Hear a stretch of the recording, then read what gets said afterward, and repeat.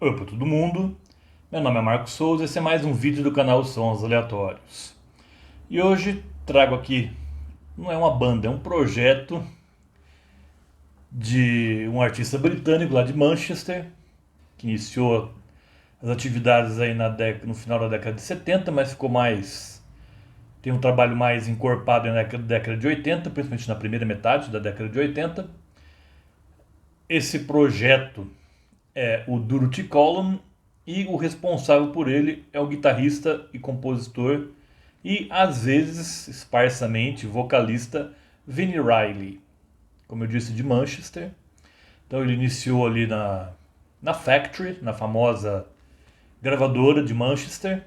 Inclusive, o Dorothy Column tem duas músicas do célebre Factory Sampler, que reúne aí Joy Division, o Dorothy Column, o Cabaret Voltaire e, sabe-se lá o motivo, o humorista John Dowie.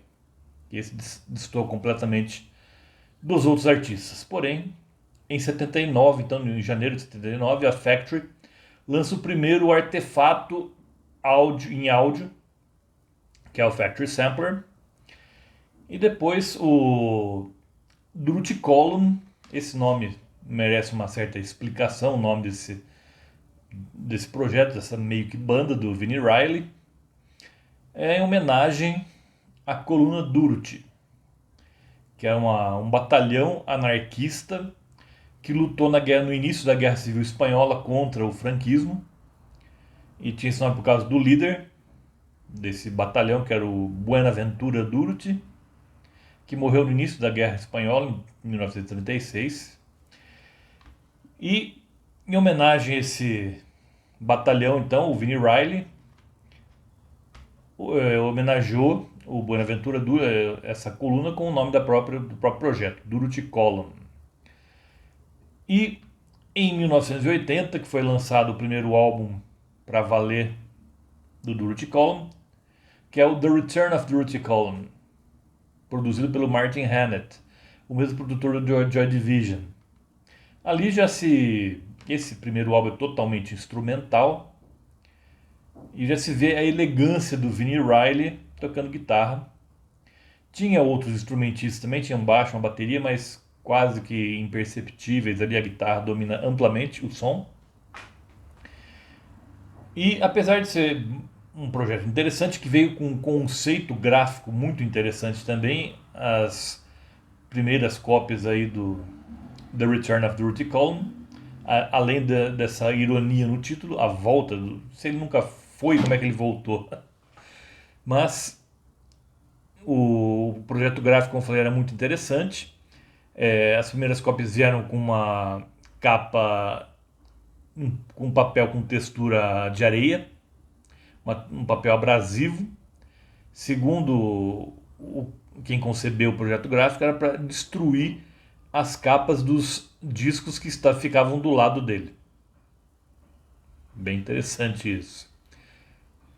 Porém, esse álbum, apesar que eu falei, eu gosto dele também, mas ele é muito igual às músicas, eu diria, as músicas não se destacam tanto uma da outra. Mas isso seria corrigido com o segundo álbum deles, que para mim é o melhor, LC.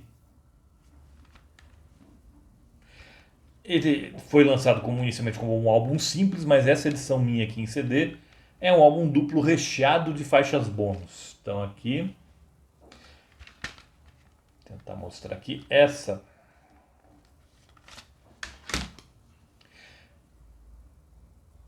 Essa é a capa original do álbum LC, LC mesmo.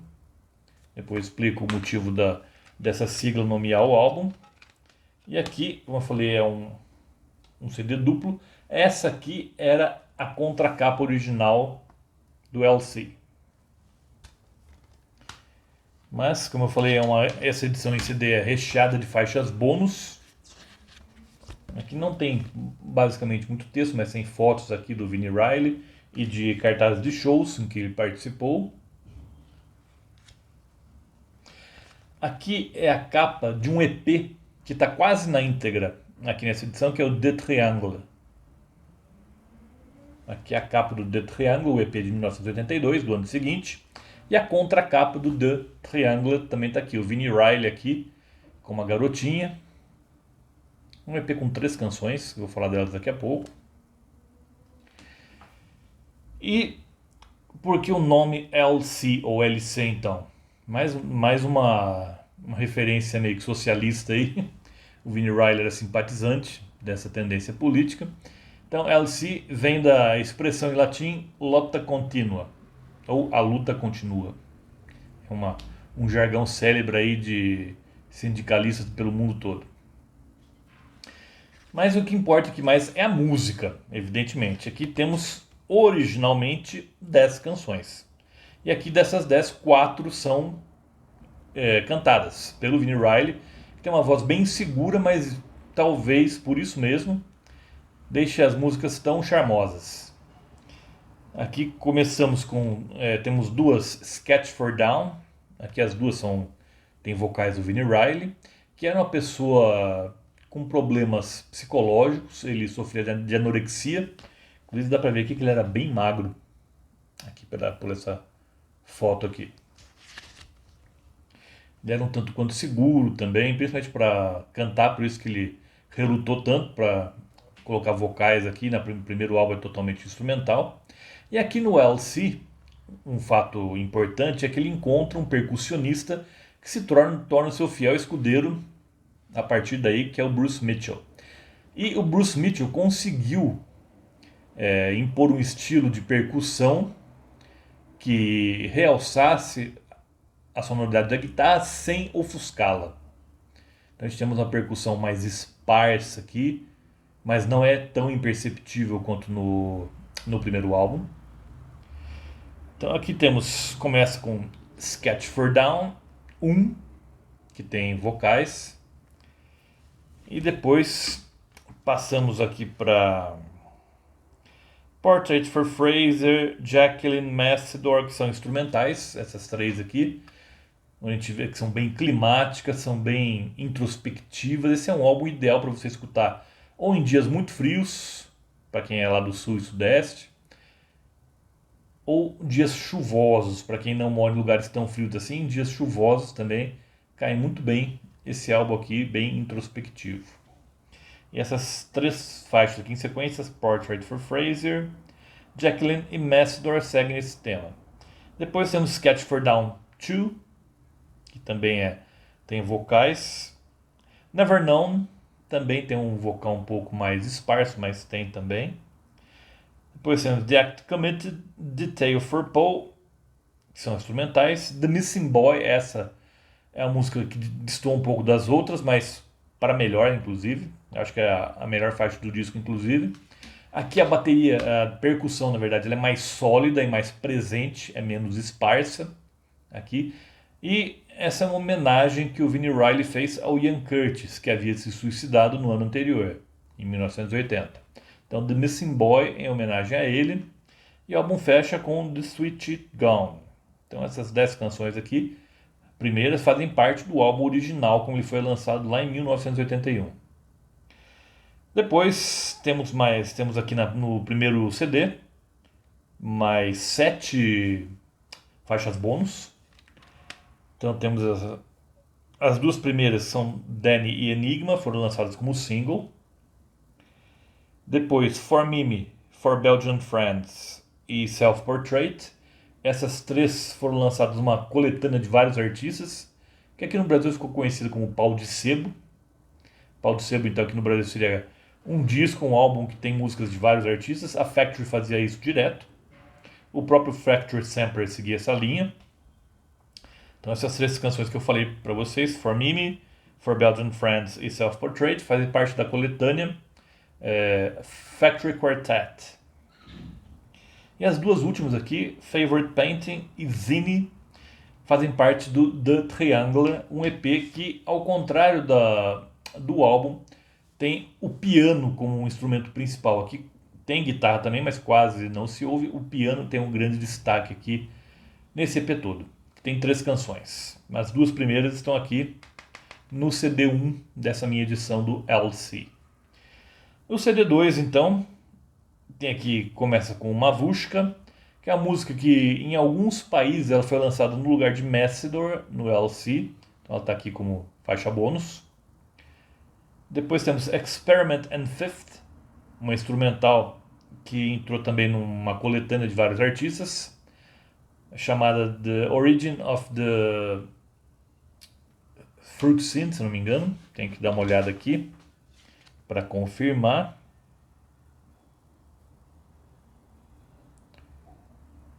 The Fruit of the Original Sin. Isso, The Fruit of the Original Sin. O fruto do pecado original, aqui em tradução livre.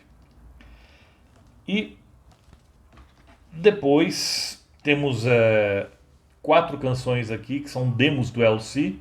2 delas não entraram no álbum, que é Portrait for Paul e uma Untitled aqui, não nomeada, sem nome. Uma demo sem nome. E 3 versões mais longas do que as entraram no disco de The Act Committed, Portrait for Fraser e Never Known. Essas 3 aqui entraram no disco em versões mais condensadas. Depois temos mais um single com 2 canções aqui, For Patty e Weakness and Fever. Essa aqui, pelo jeito, ele está descrevendo algum ataque de fraqueza que ele tinha por causa da anorexia, inclusive chegava a ter febre. Daí o nome Weakness and Fever, fraqueza e febre. Depois esse single aqui, muita gente confunde que o EP The Triangle tem 5 canções. Não, tem 3. Essas 2 aqui foram lançadas com um single que muitas vezes acompanhava o EP, mas não fazia parte fisicamente do mesmo EP. E depois mais 2 canções lançadas como... Não, desculpa, não é. Depois temos 2 canções aqui ainda do The Fruit of the Original Sin, assim como Experiment and Fifth. Temos aqui The Eye in the Hand e Party. A maior parte aqui é instrumental, mas algumas são cantadas, como The Eye in the Hand e Party são. Depois uma canção que fez parte de uma coletânea temática de músicas de Natal, que é One Christmas for Your Thoughts, de vários artistas também. Depois uma música que não foi lançada na época, ficou sem lançar, que é Homage to Martino, em homenagem ao compositor tcheco de música clássica contemporânea, o Martino. Depois temos 2 canções aqui que entraram em outra coletânea também de vários artistas, que é From Brussels with Love, que seria Sleep Will Come, que também, como diz aqui no encarte, é outra homenagem ao Ian Curtis, do Joy Division.